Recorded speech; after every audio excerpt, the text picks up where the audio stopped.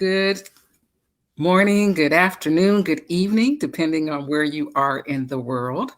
My name is Clara Lyons-DeVaughn. I am the broker owner of Lyonsview Realty. We provide residential, commercial for nonprofits and small businesses and property management services.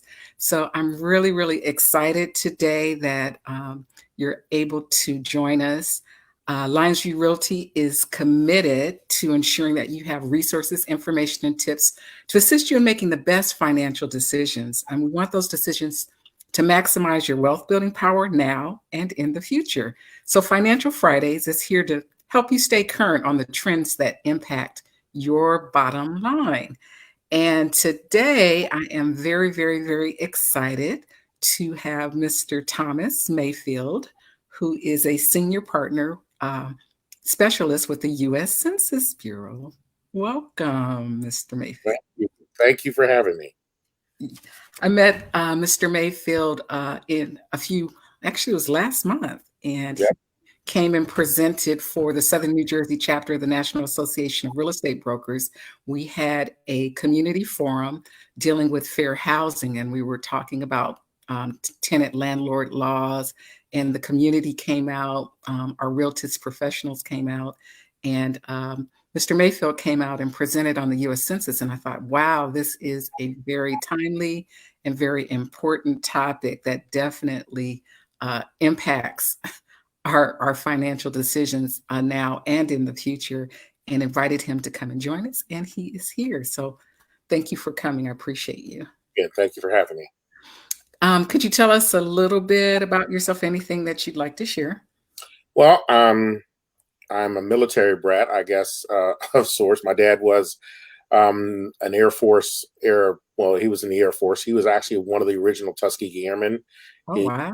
Yeah, he was part of the 3332 combat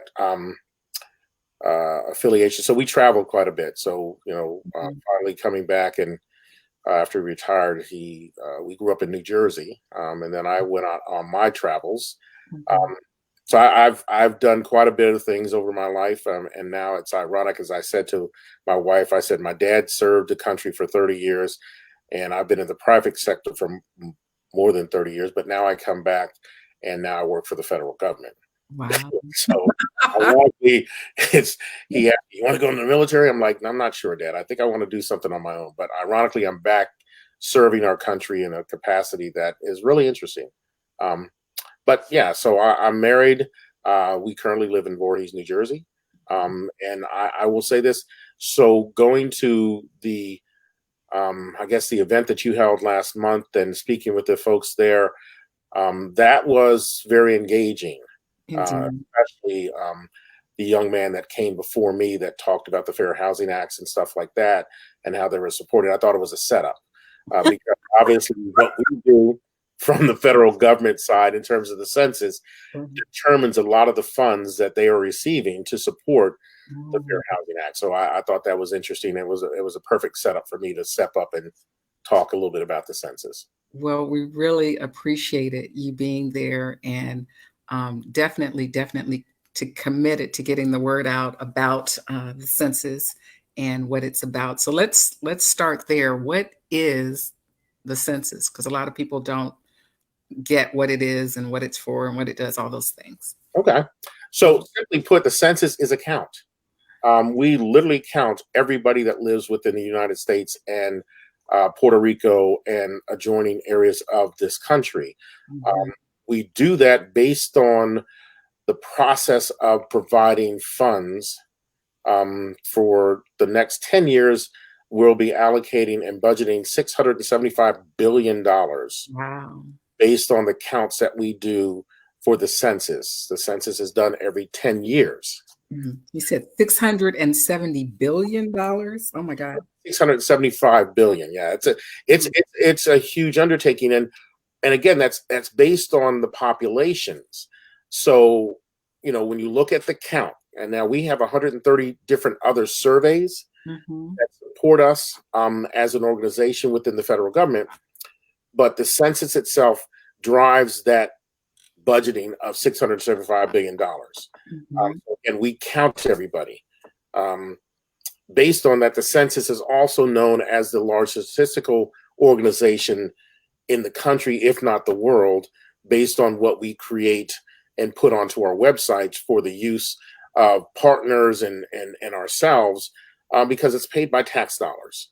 Mm-hmm. So Yeah. that information that we provide, if you're talking about housing, obviously it's how we plan. If somebody is looking to build a development in a particular community, you would have the planning coordinators or the planning officials within that county to go to the census and determine what is our population needs and would this benefit from that population or growth or lack thereof. And Mm-hmm. those numbers come from, again, our 130 surveys and also the decennial censuses that we provide every 10 years. So Got that, in a nutshell, is the Census Bureau. So who is counted when you say everyone Everyone. in the United States? In the The United States, so you have all of its adjoining territories like Puerto Rico, Mhm. Hawaii, so everybody is counted. When I say everybody, that means everybody. Mhm. If somebody is here on vacation, they would not be counted. But if somebody is, no, not somebody, anybody that other than somebody that's here on a temporary assignment based, well, not assignment, but based on a vacation, Mhm. they are not going to be counted. So if somebody was here for temporary employment, Mhm.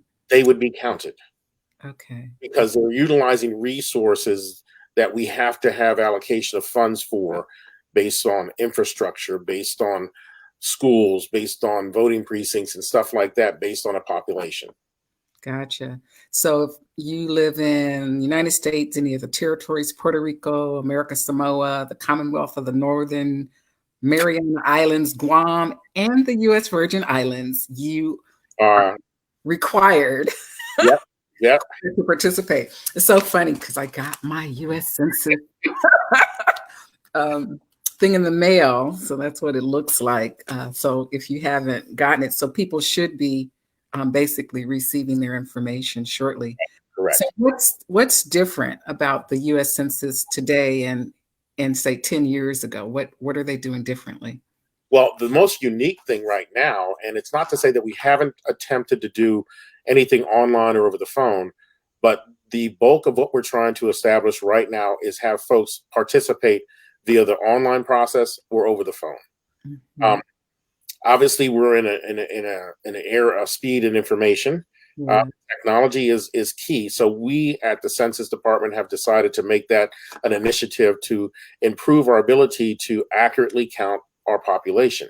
Mhm. So that's really the unique thing. So the invitation that you received was an invitation versus in 2010, 2000, 1990, most folks received an actual questionnaire, and it could have Mhm. been either a long form or a short form.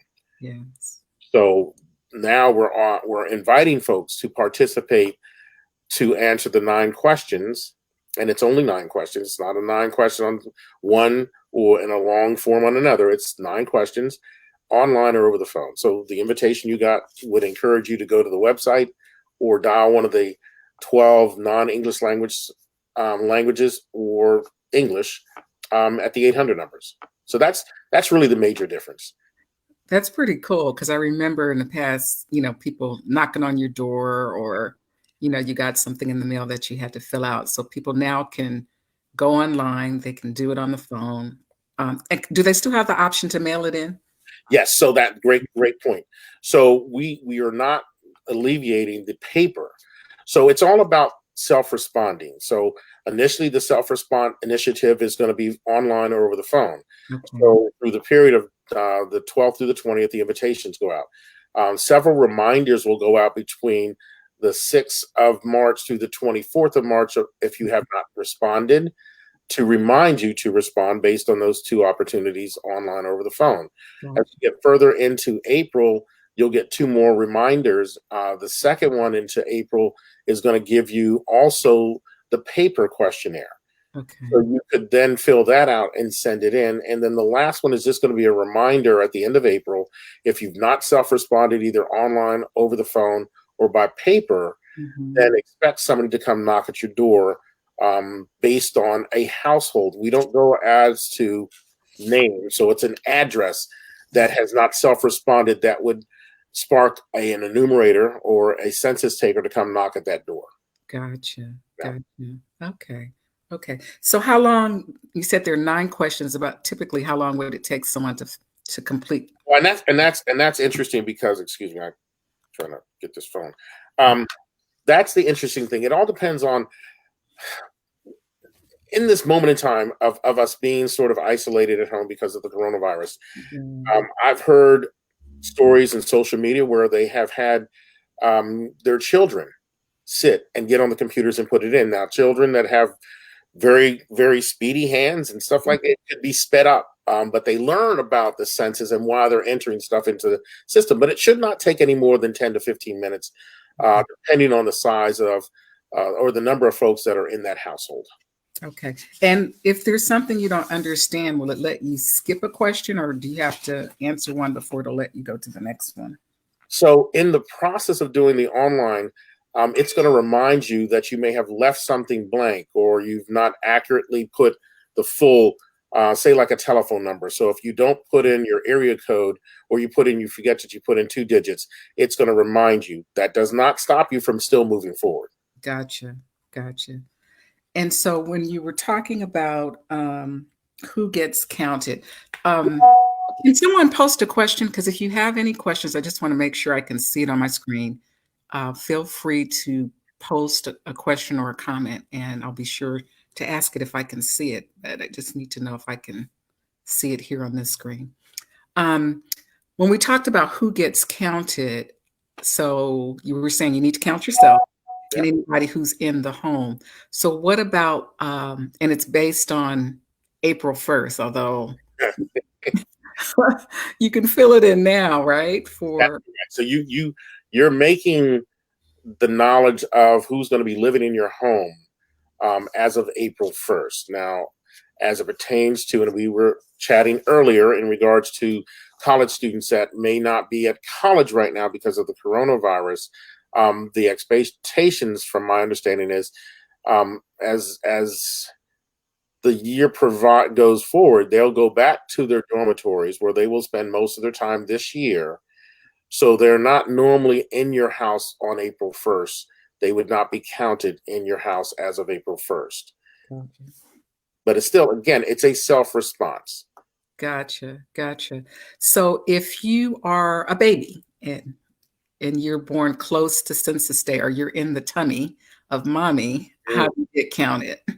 So that's a good question too. So if you are born before April 1st, you are counted. If you were a baby that, unfortunately, well, you're still born, but after April 1st, you would not be counted. So if you were born April 2nd and beyond, you're not counted. So Okay, children, so especially those that are in the hospitals now that are having babies, those babies would be counted. The simple process would be that you put down their birth date, say it'd be March 27th.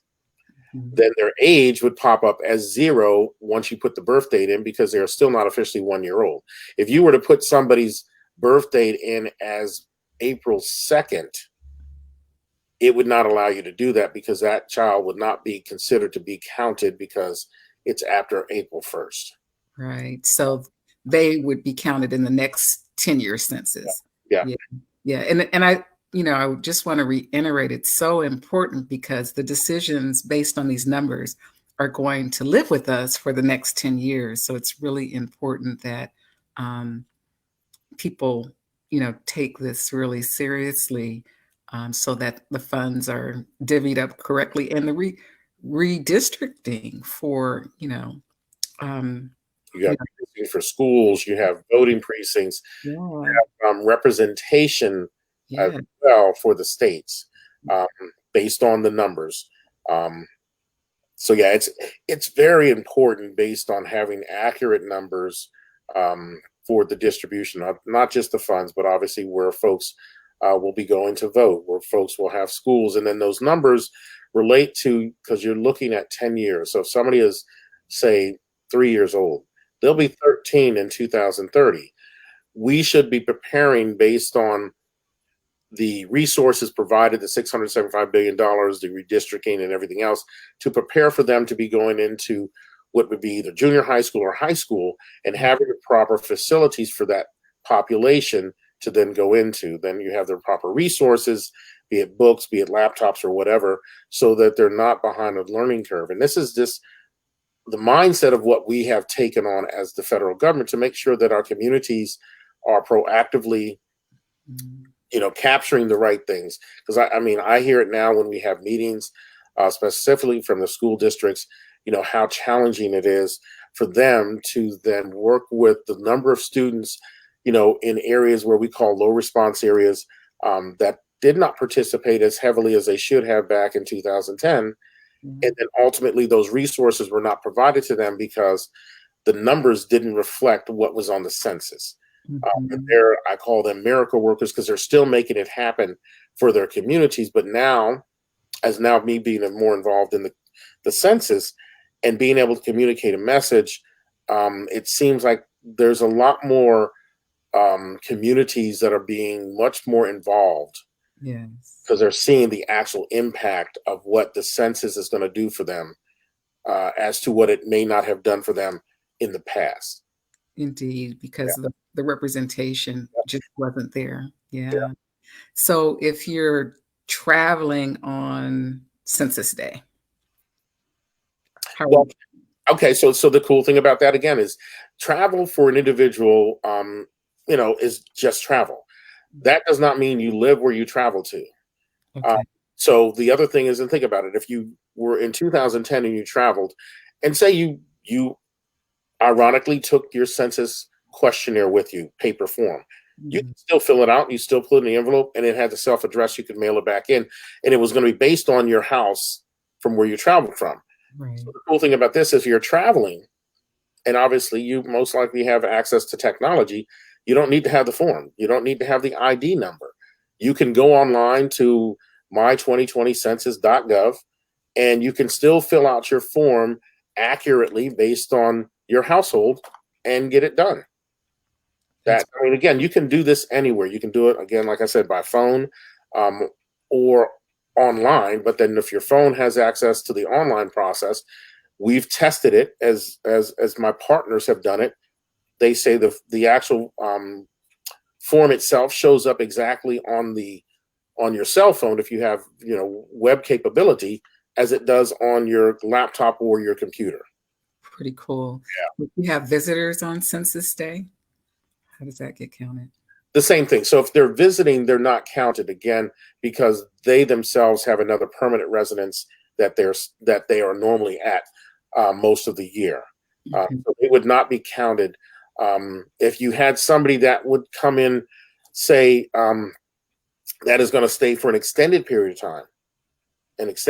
time, most of they would be then living in your household for most of the year, then you would count them based on the fact that they came to your household prior to April 1st.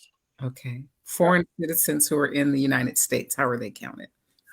So again, they would be counted as well. If they're here on a more permanent status, but still foreign, they should also be counted based on their household that they're living in. Okay. And if I'm a U.S. citizen, but I live outside of the United States, say for 6 months out of the year, how do I get counted? So depending on, again, self-response, if you're out of the U.S. more than you are in the U.S., Yeah. because you have a residence, then you would not count yourself because you're not here most of the time. Okay. What about people who have multiple residents? They have one here, one in California, one at the shore.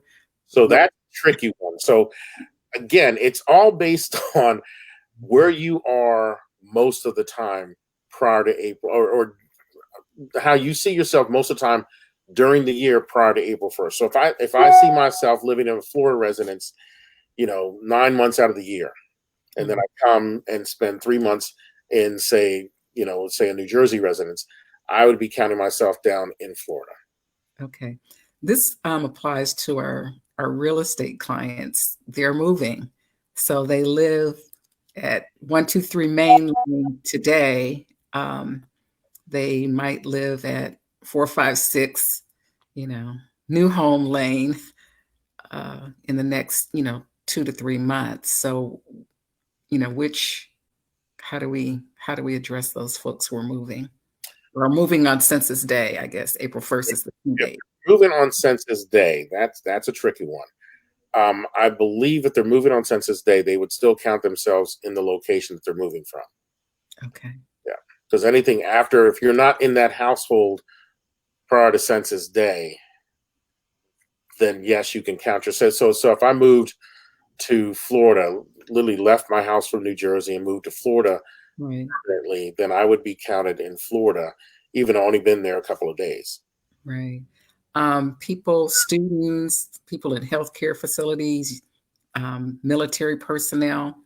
So again, so that would fall under what we call group quarters. So Okay. it's a division that focuses on a population of individuals that are living in or currently residing in military bases. They may be in correctional facilities, prisons. They might be at college, living in dormitories. Even the homeless population falls under group quarters, based on shelters, based on soup kitchens, based on what we call tinsels or temporary living, non-living locations.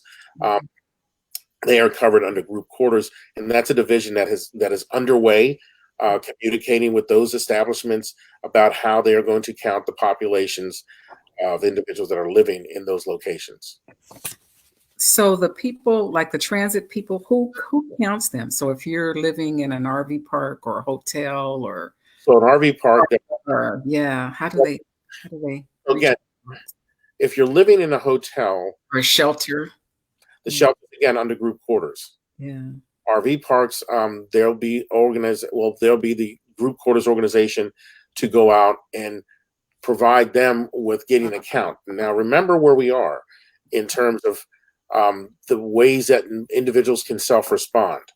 Okay. So, if I live in an RV park and I have an address for my RV based on that park because I get mail there, or if in fact I get mail to a post office box, because again, we don't ship the invitations or mail the invitations to post office boxes, but still somebody has a physical address, Yeah.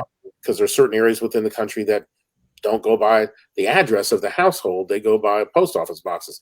The individual still can self respond Mhm. online over the phone based on that address. Okay. Okay. And if I don't have a permanent address, how would I get a form? Well, you don't get a form again, so you would just call one of the 800 numbers if it's Number? Spanish. You would they would walk you through the process. Or if you went online, and as you have told me, you've gone online, and if you don't have your ID number, um, you then hit the link to then go put in an address. And Mhm. as you go through that whole process, there are additional options for individuals that are, I'll call it address lists to a certain extent, um, Mhm. to follow to then ultimately get themselves counted. Mhm. There are multitudes of options based on what we're using in terms of our website and the phone Mhm. to make sure that folks get counted. Yes. If they're uncertain, you know, for all intents and purposes, I would encourage folks to use our 800 number, which is 844-330-2020, English version, to contact and speak with an actual operator like myself, which would be a census taker that would then take your information and would be able to answer the questions about what you just said in terms of, well, I don't have an address. Okay, not they would probably say not a problem. Let's move to the next thing and then get them counted. Awesome. Yeah, So a lot of folks think that the government has this information already, and they really, don't need to provide it, or they're scared. They don't want to provide the information. So, why should people participate, and how is privacy and confidentiality protected? great question. So basically, what we are doing, we have information, and our society changes every year. We do this. So think about how much we've changed since 2010. Mm. So we have to update our systems based on the information that we're asking for. So one, it's 9 questions. They're very simple questions. And there are many things that we do not ask for because we really don't need them based on ultimately how the information is being used to support the budgeting of the $675 billion. The confidentiality aspect is we are all bound by what's called Title 13. So any information that we are gathered in the field or information that's provided to us, like right now, over the internet or over the phone, is locked away. So when you press the submit button for your online process, that information gets scrambled for 72 years and will never come back together until somebody like an ancestry.com is looking to pull together somebody's genealogy. But then for us, we could be fined up to 5 years in jail or $250,000 or both if we were to, and this is in our lifetime. It's not just during the time that we're working for the census. It's in our lifetime that we could not divulge any information that we had come in contact to during our work with the Census Department. So our security levels are very, very high. We as I always like to say that, we have good information in terms of what we're pulling together based on the 9 questions, but our department does not share that with anybody inside the federal government or outside the federal government for no reason whatsoever. Right. So people aren't at risk of being deported if they have That's nowhere near our job. Our job is to count people. That is it. We don't look for anybody for any particular reason outside of counting them. That is it. right. And if they have a warrant or any of that information, none of I, there's no connecting of the dots. no, You're just counting the dots, not connecting them, and the information is not shared. So exactly. that's important to mention. Yeah. And the importance again is that the funds and how they're distributed are based on the counts. Right. I mean, the most important thing is counting individuals within their communities really operates everything that we do. Yeah. Everything that we do. When you talk about schooling, when you talk about, all of the federal programs, be it SNAP, be it Medicaid, Medicare, all of those programs are based on the counts throughout our country. Yeah. If you don't have the counts right, you can't fight for the monies for those individuals that are in need of utilizing those programs. Gotcha. So we unfortunately are going through COVID-19, and is that going to impact, or do you think it's going to impact this process in any way? Well, I mean, I think it's impacted everything, and Yeah. we are just adjusting accordingly. I think we sadly to say, for how we're doing the census and asking people to participate in the census, it kind of supports us based on the fact that we're able to have this podcast now because we're kind of not supposed to be going anywhere. This is an opportunity for families and individuals to take the time to actually fill out their questionnaire online or over the phone, along with doing whatever else you need to do while you're in your house, listening to the updates on the coronavirus. But yeah, I mean, affecting us long term. From our conference calls, we are still doing different things like this to then motivate folks to participate. So we've just adjusted from not being in the field to doing things over social media, over the phone, and such, to still get the message out. We're still operating with the same dates. April 1st is still Census Day. Mm-hmm. We're still working with the fact that enumerators and such are going to be going out the latter part of April based on households not responding. Can that be adjusted? It could be. But still, the message about participating in the 2020 census is still very prevalent. And we just need to find, based on the coronavirus, unique ways of making that happen. Not to say that this isn't something we wouldn't have done even if we were still going out into the field, but this is something that we definitely will be utilizing moving forward until we get a more definitive message as to what's our next steps in terms of field operations. So, but things are still moving along based on the timing. The mailers are still going out. People are still responding. The coolest thing too, and you mentioned earlier in our conversation, what's different this year than it was in 2010 is at 3:00 today on the same website that you can go, uscensus.gov, you can see the response rates based on a daily basis after 3 p.m. and it's open to the public. Just go there and you look at Get the Facts and you go down to the bottom half and it says response rates. and you click on there, you can break it all the way down to your city to see how well your city is self-responding. Awesome. That's pretty good. So are there any job opportunities with the census now? Question. So again, as I said earlier, I told you that my neighbor ironically just went through the fingerprint process and the background checks. Yes, the jobs are still prevalent. You just go to US Census jobs/gov and fill out an application. Everything is done online. You must be 18 years of old. You must be a U.S. citizen or have the right to work in the United States based on a green card. And then for those males that are born after 1959, you just have to have your selective services number. If you don't have it, there's a link within the application that will take you to the selective services. Like I know when I did mine, I'm like, I don't remember if I had that. And I just went to the link, I put in the information requested to see if I had my number, and boom, it popped up. Awesome. So for Camden County, it's $20+ an hour. okay. You get paid weekly. Okay. So for those folks who may be displaced by what's going on, contact the U.S. Census. There could be a potential job opportunity for you there as well.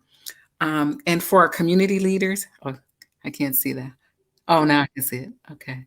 2020census.gov/jobs. 2020census.gov.jobs. So there are job opportunities for people working with the census as well. For our community leaders, advocates, influencers, how can they help get the word out about the census? How can we team up with you?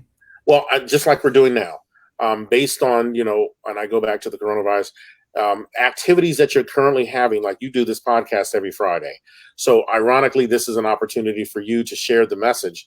Our leaders can do the same thing. Anything that they're doing in their communities that can lead a message based on, our social distancing that we're supposed to be employing, utilize that. I mean, I anytime I have a text with the family, and we have a large family, there's almost 60 of us that live within the Camden marketplace, and they're pretty much all adults, but they all have their own households as well, is I mentioned to them to go to my 2020census.gov and fill out the questionnaire. These are the most important things. And sometimes it's not all about answering the questions of what is it going to do for me and this, that, and the other thing. It could be just, hey, I need you to do this for me. It's going to be important for our community. That's a simple message, because I'm part of the family. You're part of the family. This is something that I'm passionate about. Please help me out. If you need to get more information, obviously there's a lot of information on US Census.gov website, that toolkits for faith-based toolkits for Latino communities. And that gives other resources to how you go about sharing the message. And potentially the areas where it may be important to that individual to hear about the monies or about the redistricting, the planning and stuff like that. But I think at this point, it is about, as I call, information is key. Indeed.